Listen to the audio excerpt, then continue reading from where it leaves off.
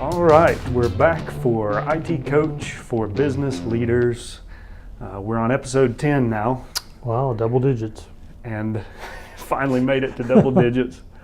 We're in a temporary recording space here. The InfoSystems office is under renovation, so we're temporarily relocated to a separate conference room on the second floor of our building. So the background is not quite as exciting as downstairs with all the blinky lights, but hopefully this will be okay temporarily until we get to move back downstairs or to wherever we're going to go next once the renovations are complete. Yes.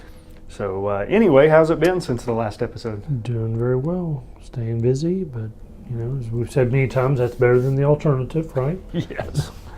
Yeah, we don't want you smart people sitting around with nothing to do. That's a bad sign if that ever happens. So just to set the stage for today's episode and really the next couple of episodes, we recently conducted a IT benchmarking survey. We had a telemarketing agency that was calling companies around the state of Tennessee, asking them to fill out a survey for InfoSystems. We ended up with 55 companies who completed the survey. So that gives us a pretty good sample size, 55 different unique companies. And I think in some cases there were multiple responses within a company, but 55 total companies filled out our survey. And there were 13 questions, a range of questions about the state of IT in their company, and some perspective questions about how they see IT personally and how their company views it. But I think we got some pretty good insights to draw from that survey. So essentially today we'll be discussing one of the conclusions as we talked through the survey results and looked at some of the responses, some of the conclusions we're able to make based on responses that we've seen across the board. So, first of all, it's sort of interesting to note that with this survey, almost all of the responses were from companies who considered themselves to be mature, or market leaders, or growing rapidly, but across the board it seemed to be mid-sized companies, or maybe even large companies. Not a lot of small business or really small business responded to this survey. So that's something to keep in mind as we discuss the answers. But within those mid-range companies or mid-sized companies that answered this survey, 90% of the companies that responded said that they had an IT executive. So, knowing that 90% of these companies had IT executives, well, first I want to hear from you because you've got so much experience within IT departments within companies of all different sizes. What size does a company get to when they hire an executive in the IT department? Sure. Well, I think it definitely depends on the industry and the nature of their IT needs. Whether they tend to be ever changing, and some companies that we deal with, they're constantly upgrading and changing and moving new systems in and getting rid of old things. Some tend to be more stagnant and they'll ride a horse as long as they can. So certainly the companies that, I'll throw out a figure, don't know, have a scientific basis for it, but I think, most of our companies that we work with that do have an IT executive tend to have at least 100 seats out there. They're getting up in the triple digits. Or they're very on the front lines of technology and trying to always move things around. The smaller companies tend not to have an executive, or if they're pretty stagnant, then they don't. Yeah. Okay. And just out of curiosity, I also wondered, does the age of a company have anything to do with Yeah, whether they have an certainly. IT executive? Certainly. So, I think it's the companies that have been around at least maybe 5 years or so before we start to see that show up. It's just not something companies tend to think about when they're first forming, Yeah, unless they're a technology heavy right. type company. It's something that doesn't get thought of. Yeah, if you're a company that provides data services to your customers, Right. then you're probably going to have a technology executive, even if you're starting out. That makes sense. So anyway, getting into some of the more specific questions and some of the conclusions we drew from this, and one of the survey questions asked the person answering the survey to characterize the level of engagement that their IT department, or if they didn't have an IT department, their outsourced IT company, what level of engagement they had with the company's executive leadership. So to me, this was a pretty shocking result when I was looking through the survey data and the report that was generated. 83% of the companies that answered, and every company, all 55 answered every question. Right. 83% of them said, I don't know what the relationship is between our IT department and our executive leadership. And just to clarify there, some of the people who answered the survey were IT executives. Right. Some were business executives that were not IT. Some were IT line of business. It was all different types of personnel within the company. 83% don't know what the level of engagement the IT department has with executive leadership. What does that say to you? Well, I think let me start by saying, if you've listened or watched our first 9 episodes, first of all, thank you. Yeah, I right. appreciate that. But if you have, you may be saying this again, because we've certainly talked about this on past episodes, just that lack of engagement between management of the company and IT. And we keep coming back to it. This wasn't even a plan. This is just what the survey results showed us. Is like, wow, this is something we still need to be talking about. Mm-hmm. So say that at the outset. I want to emphasize again what you said. Of the respondents, the people who were responding were either either management executives or IT personnel. So you would think they would have an idea of what the relationship between the two. When we first looked at the results, before I knew the raw data and who was responding, I was expecting the respondents to be, people in other departments that didn't have them.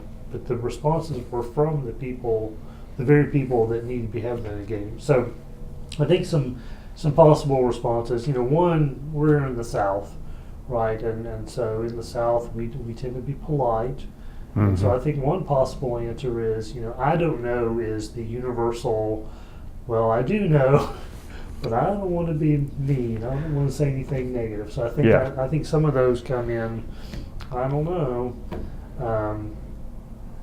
Another possibility is, maybe they've not listened to the first 9 episodes of our podcast, and maybe they don't know this is something they should be doing, that they need to be talking. I think there was other responses. You said there was 83%. There was other responses to this question, but none of them were positive, right? They were all, we got no one that said, wow, we have a great relationship with each other.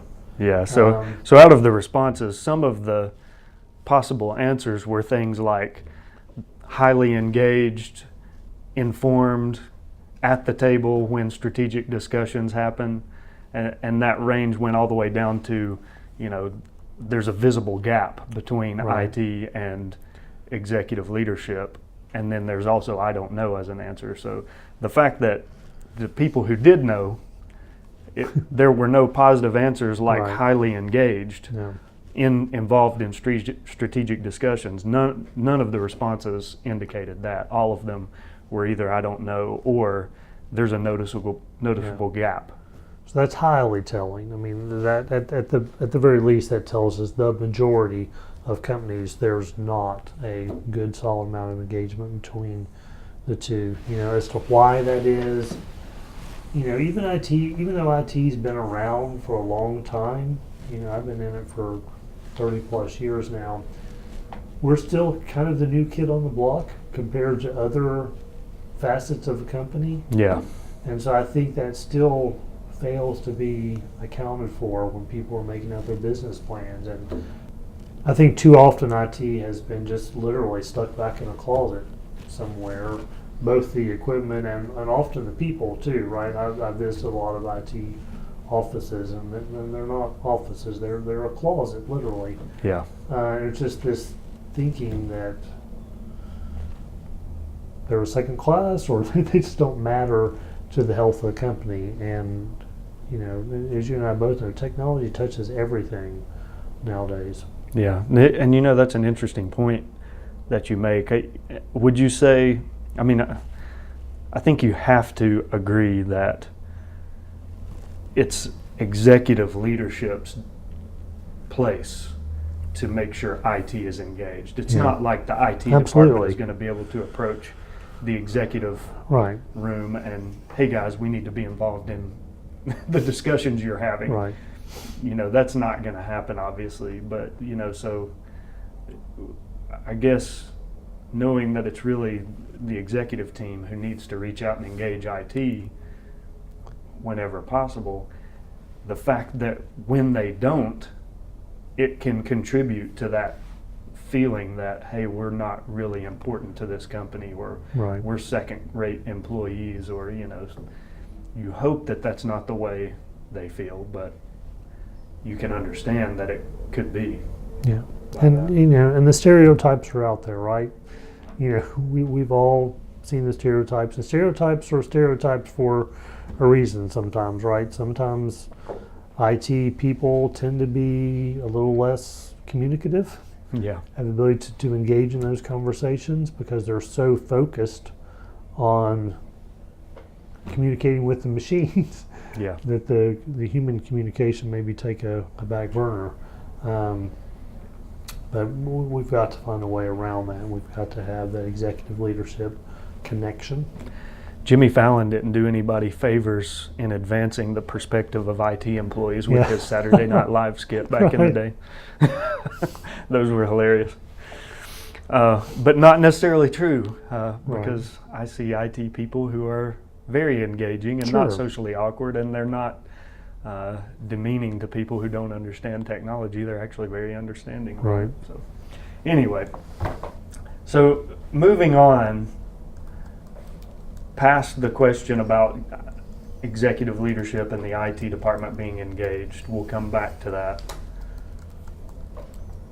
One of the survey questions asked the survey responder to characterize the current state of their IT environment. Again, seems like it, based on the people who were responding to the survey, a lot of them were in the IT department or in the IT executive. Some were executive leadership as well, but you would think executive leadership would have pretty good visibility across the company. And again, 84% of the responses to this question were, I don't know. Maybe that, again, goes back to your point before about, we're Southerners and we're polite and we don't want to say anything negative. We'd rather say nothing at all. So the response is, I don't know. So maybe that leads you to believe that their IT environment is not in good shape because they're saying, I don't know. Kind of tough to decide what that really means. But we kind of talked about two possibilities here from each perspective, from the IT department employee perspective or from the business leadership perspective. So I think from the IT perspective, and I grew up as an IT guy first of all, and then later kind of moved into more of the management role. From an IT perspective, they may not, they know all about all the cool things that we can do with IT, but they may not know how to correlate that in with meeting the business needs. Yeah. So even though they may feel like, yeah, my system's running okay, they're not crashing all the time and everything, but they may not have a good sense of, am I really meeting my end users' needs? Mm-hmm. Am I helping the company succeed and move forward? And then conversely, you've got the executive side. They see the business problems, they know what's going on, but they may not have a good sense of what can technology do for me? How can it help solve those issues? And so again, I think we get that I don't know answer because it's like there's not a connection there. Yeah, and again, I mean, if anything, the two perspectives you just talked about, the business side of things, not really knowing what technology can do to solve business problems, and the technology side, not really knowing what the challenges are our company's facing right now, where technology could possibly help, that just highlights the fact that those two need to come together. Right. I mean, if anything, that's kind of like the beam of light, the spotlight on the problem when those two departments aren't engaged. This was another question where, a lot of the responses where I don't know, but the responses that were answered, again, there were no positive responses. So that could indicate, we don't know for sure, but that could indicate that most companies in our region don't feel strongly that their IT systems are adequate. I mean, if you're either saying, I don't know, or they're inadequate, then you could draw the conclusion that, hey, most companies out there in our region don't feel good about where their IT environment is today. Right. I think there's some additional pressure to something that could cause some confusion. You think about the large IT companies of the world, the Microsofts of the world, right? Mm-hmm. They're excellent at marketing. Yeah. I mean, IBM, Microsoft, all the big names, and they have well-funded, well-executed marketing plans. And so, you have both sides of the table going home and watching these commercials or seeing these advertisements online, and they're seeing things that are available that they know aren't in their environment. But then we go back to, well, do we need it? And so perhaps that shows some of the confusions, like, well, I don't know. Yeah. I see what's available out there, but I know we don't have it. Right. Should we? Yeah, I mean, and when you talk about how good those large companies are at, with their sales and marketing, I shared a LinkedIn post this morning that was Gartner's Magic Quadrant of infrastructure as a service providers, and there were only 6.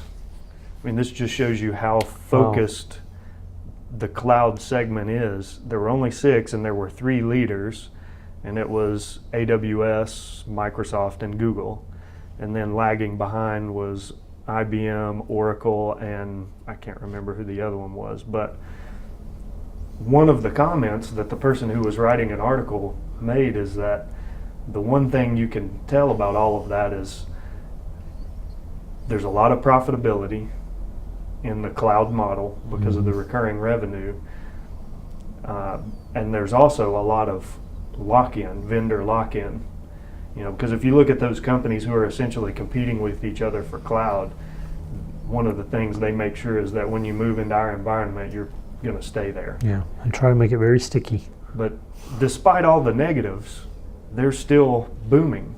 Absolutely. Which just shows you how strong the sales and marketing is. But, back to your point, if you're a local Tennessee business and you don't have cloud as part of your IT strategy today, you may not know what other companies are doing, how they're utilizing it, what the possibilities are. And again, you may not be plugged in with the executive team and know what the business cases are for, are there things we could do with the cloud to advance our company? Yeah, and another thing about that marketing, I praise them for their efforts, and you and I both know that the marketing efforts are sometimes better than the engineering efforts, right? Yeah. So, Not always, but we have certainly found that marketing usually precedes good functionality in IT, so that creates even more chances for confusion because people don't want to be left behind. There's fear of missing out, but at the same time, they don't want to be a beta tester for the industry. And because we know the big companies do engage in that as well, they'll put something out there before it's fully mature. And because that's the industry that we live in, it's constantly innovate or die. Yeah, here's kind of, I think, something that plugs in directly to this same point about, whether or not a local company has cloud or the state of their IT environment. At the beginning of the episode, we brought up that most of the people who responded to this survey are mid-size or larger companies who do have an IT executive.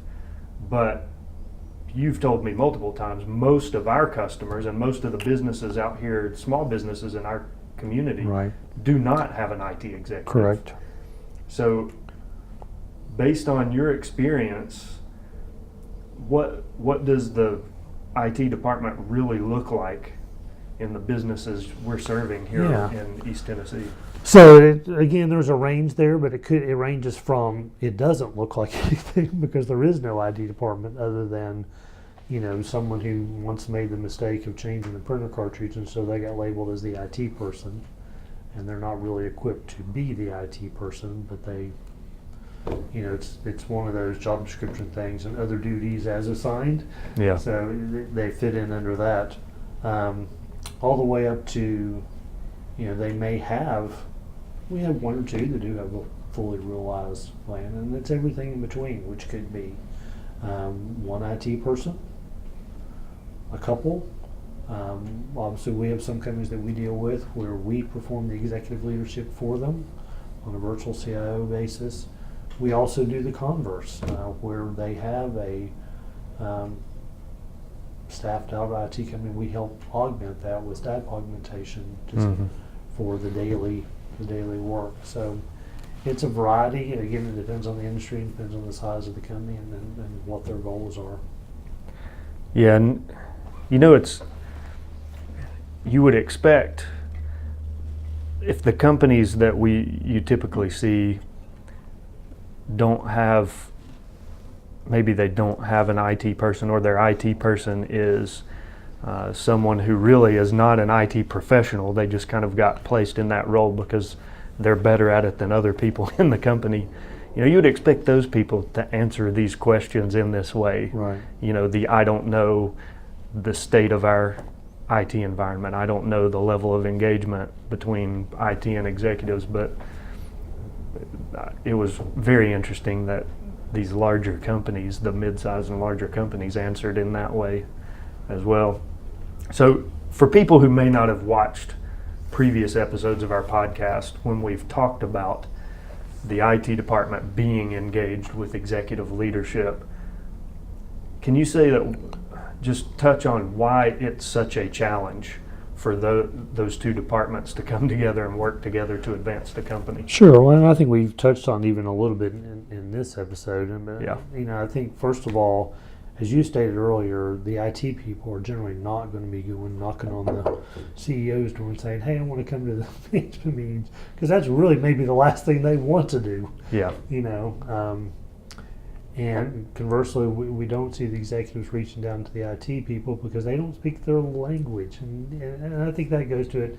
It's a two-sided coin, right? IT doesn't speak executive language, and executives don't speak IT language. And so there needs to be a translator in there that's had experience on both sides. And that translates into an IT executive, someone who's had the experience. And they don't have to be an expert in every technology, a deep drill down, but they need to be a big picture person that knows a little bit about everything in the IT industry, how all the dots connect, and know who that they can rely on to do deep dives.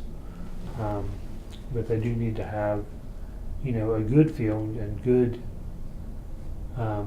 skills in knowing how those IT technologies solve business problems. Right. So they can have that conversation with the CEO and the CFO and the COO and, say, okay, this is what we're trying to do, this is what we need to do, and what's my budget, so that I know how to go out and accomplish this.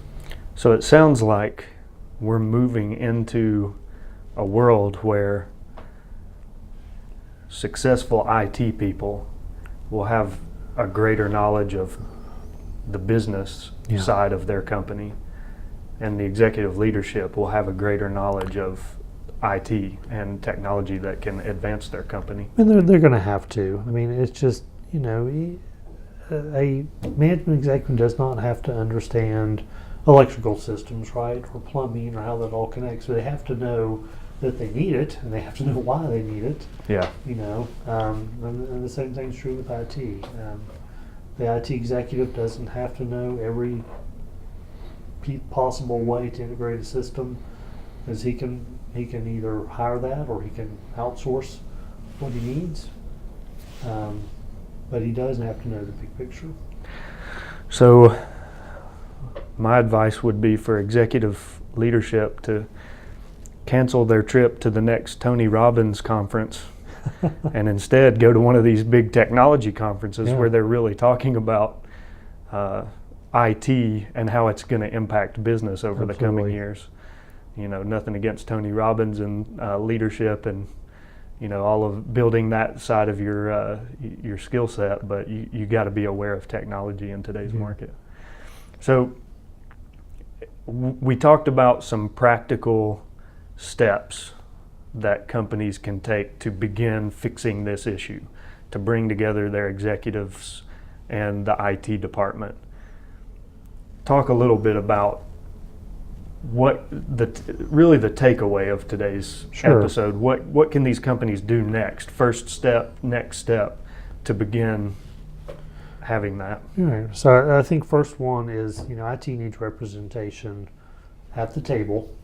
More than just sitting there listening, they need to be actively engaged, participating in those discussions, knowing what's coming down. If the company is if they're growing, and they're planning on, we're going to open up another branch down the road. IT needs to know that early, so they can begin looking at all the things that's going to entail, whether it be wide area connectivity, finding out. I'll give you just a silly example. How often in the building process do we see the architect hasn't even put in a room to house infrastructure? Nowadays a lot of things are going to the cloud, so maybe the room doesn't have to be as big. Maybe we're not housing servers, but there's still network infrastructure that's got to connect. And there needs to be a secure, climate-controlled place for that, and that often gets left out in these early discussions because, again, no one's talking to IT early and often enough. So, I think that's thing one, having engagement conversations early on. If there's not an IT executive, there are companies that can help that, us being one of them. That's a role that I fulfill for InfoSystems, is just simply going in and helping the company have that virtual CIO that can connect and translate between executive management and IT. Some alternatives, it all depends on the size of the company, but if for whatever reason it's not going to work to bring your IT people to the meeting, then there still needs to be some engagement, whether it's the CEO or the COO going and taking them out to lunch and let's sit down and here's our plans for the next quarter, next year. What do you think? What do we need to be doing in IT to be prepared for that? What budget do we need to be setting? What things do we need to be thinking about putting into our architect's plan? That's an interesting suggestion because, you mentioned that a lot of times IT professionals may not be comfortable in an executive meeting setting. Right. They're probably going to be way more comfortable over a meal across the table from the company president or CEO or whatever level of leadership. So, that, to me, that's great advice. If I'm a company leader, I'll invite, some of the key IT personnel out and have lunch with them and start asking them what are some of the things out there that we could be doing, and share with them some of the current challenges, and just do it over a meal. Right. And maybe it starts there. Yeah. And then you start to get that engagement, and you find out who from IT is best equipped to handle that role, and maybe then they start coming to the meetings in the long term. But yeah, food fixes a lot of things. And us being Southerners, absolutely, we do a lot of business and other stuff over meals. Yeah. Everything revolves around food down here, it seems, but nothing wrong with that. So what are some of the pros and cons of bringing in outside help like yourself as a VCIO to serve in that role? Well, there are no cons, Josh. Why would I? You're right. Yeah. No, that would be a very self-serving statement. I think some of the pros are, certainly our company and other companies have broad experience over a lot of industries, and so we can help that cross-pollination between companies to ensure that they're taking advantage of the latest technologies. A scenario where it might not fit so well, if you have a company that's on the cutting edge and constantly in a constant state of change, maybe have outsourcing the executive might not be the best fit for you, because you might have need for someone on a more full-time basis. Mm-hmm. So it depends on the size of your company. If you're 1,000-seat company that's on the cutting edge of technology, you probably need an in-house IT exec. Yeah. When you talk about the cross-pollination and stuff like that,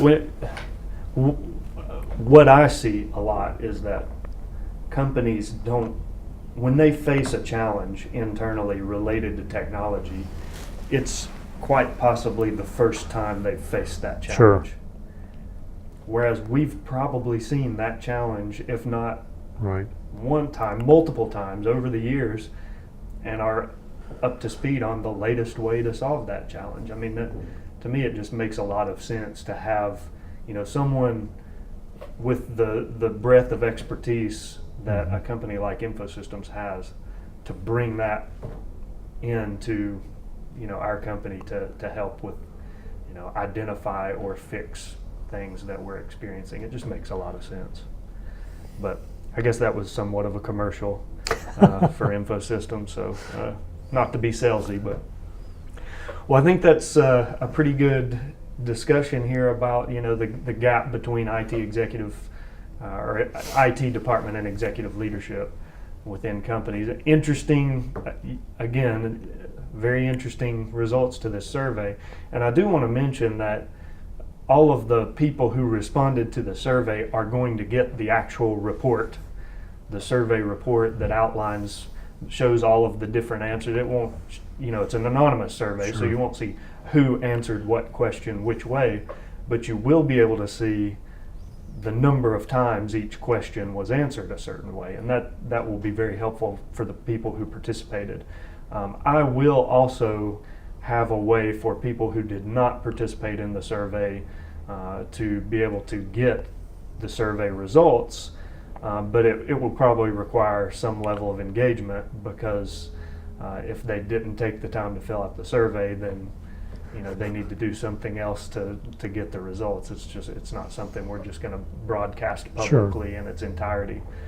So anyway, we are sharing bits of information from the survey on the podcast here, and we will continue to do so. But if you want the survey, you can definitely reach out directly to me, joshd@infosystems.biz, or you can call us here at InfoSystems 423-624-6551 and connect to me on the phone, and I can let you know how you can also get a copy of the survey report.